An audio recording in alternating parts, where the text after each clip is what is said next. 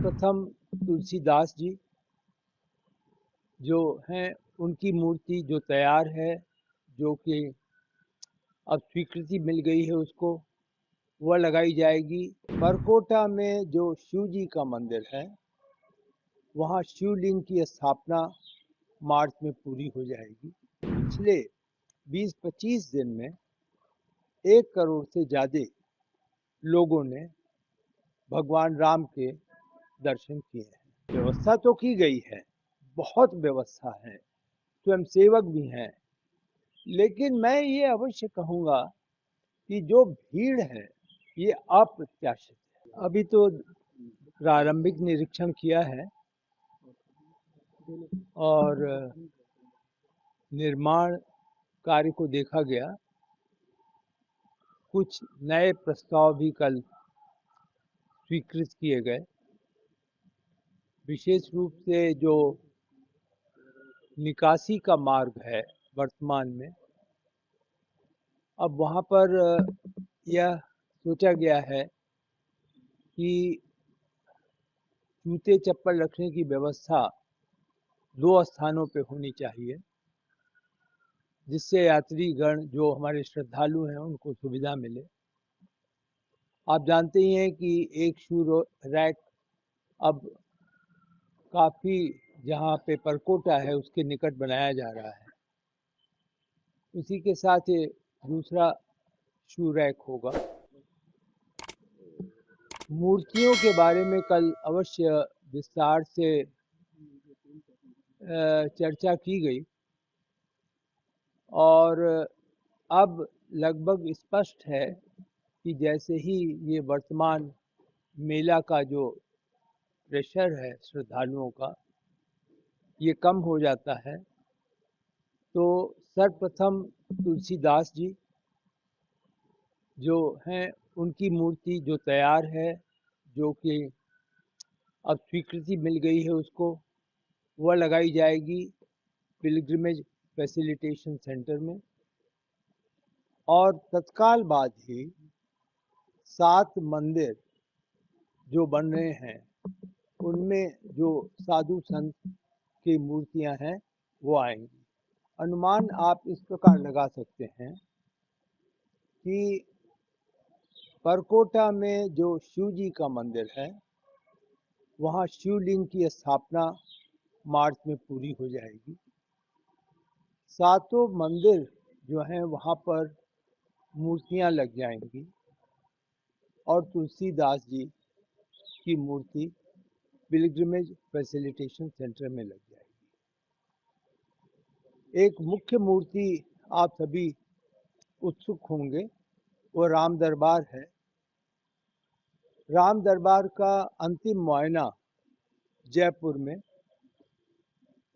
हमारे जो आर्टिस्ट वासुदेव कामत जी हैं और ट्रस्ट के जो जनरल सेक्रेटरी साहब हैं चंपत राय जी, वो 26 फरवरी को जा रहे हैं और उसका मुआयना करेंगे और उसकी स्वीकृति के बाद अगर उस पर अनुमति मिल जाती है तो फिर राम दरबार की मूर्ति भी मार्च महीने के अंत तक यहाँ पर लाने का प्रयास किया जाएगा। महाकुंभ के बाद से अभी तक कितने लोगों ने रामलला का दर्शन? यह अनुमान किया गया है क्योंकि हमारे यहाँ तो आप जानते हैं तकनीकी दृष्टि से उसको मापदंड की व्यवस्था है, तो यह अनुमान है कि पिछले 20-25 दिन में 1 करोड़ से ज़्यादा लोगों ने भगवान राम के दर्शन किए हैं। इसके अलावा बाबू जी जो राम कथा संग्रहालय है उसका निर्माण कब तक पूरा होगा? राम कथा संग्रहालय तो कल हम बैठक में समीक्षा करेंगे, हम वहाँ जा कर के, और अभी तो उसमें काफ़ी कार्य है। अभी तो एक अंतिम रूप जो किया गया है वो ये है कि सभी गैलरी जो हैं उसमें क्या हम रखेंगे, किन वस्तुओं को रखेंगे, उसको अंतिम किया गया है। उसके अनुसार अब जो वहाँ पर आवश्यक निर्माण करना है वो किया जाएगा। जैसे किस गैलरी में एसी की व्यवस्था होगी, किस गैलरी में बिजली किस प्रकार की व्यवस्था होगी, किस ऊंचाई पर स्टैंड बनेगा और क्या तकनीकी माध्यम होगा जिसके जरिए किया जाए।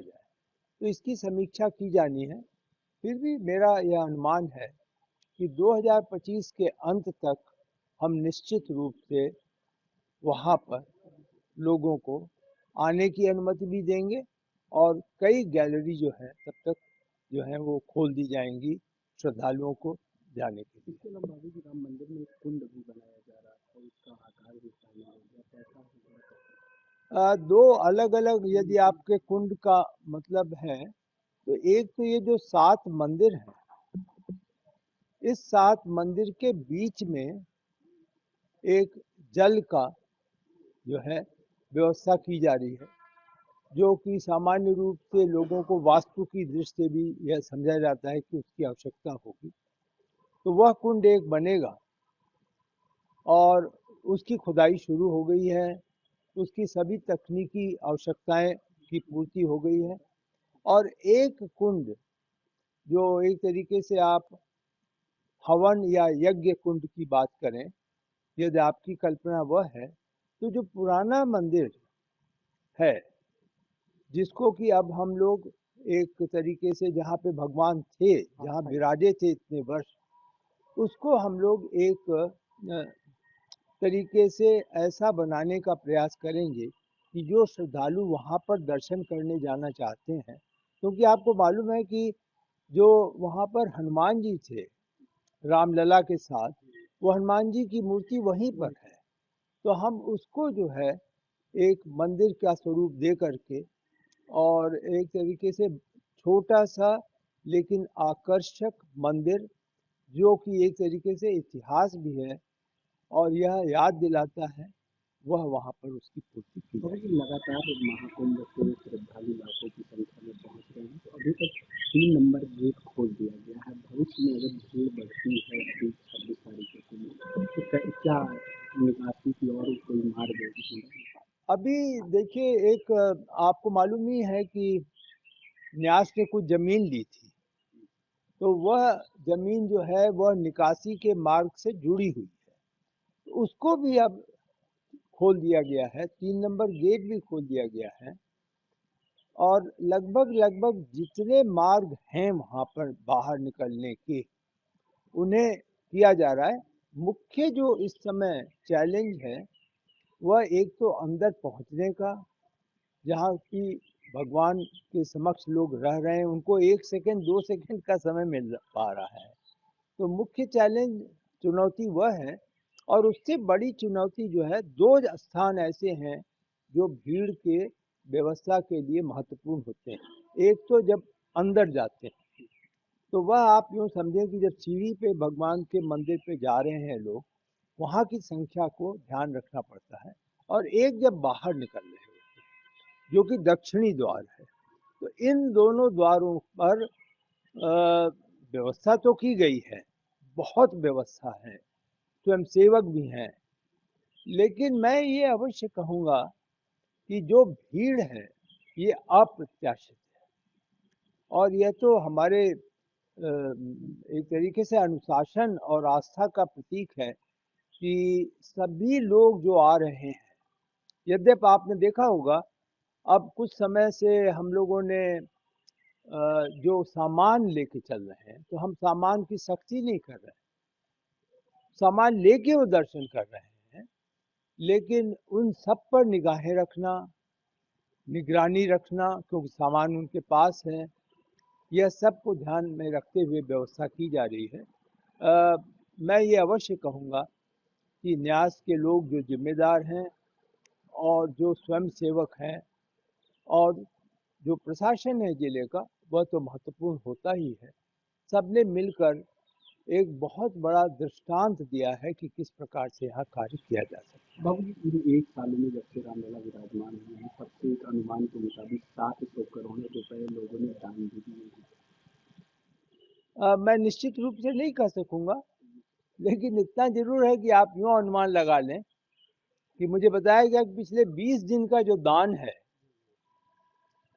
उसकी अभी गिनती पूरी नहीं हुई है।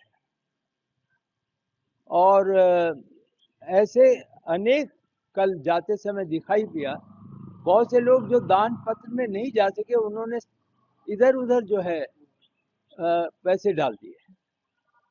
तो ये होगा, थोड़ा सा ये सब चुनौतियां रहेंगी, अनुमान जो लगाया, लेकिन अनुमान अवश्य है जो आप कह रहे हैं उसके आसपास कहीं हो सकता है, लेकिन धनराशि कितनी कलेक्ट हुई है मेरे लिए संभव नहीं है बताना। भीड़ को देखते हुए कितना संघर्ष है इस समय पे मंदिर निर्माण हो रहा है, काफी भीड़ है। आप तो हम बिल्कुल हमारी मतलब एक तरीके से आप एक हमारे लिए विटनेस हैं कि आप देख रहे हैं कि ये भीड़ में कैसे श्रमिक जाएगा।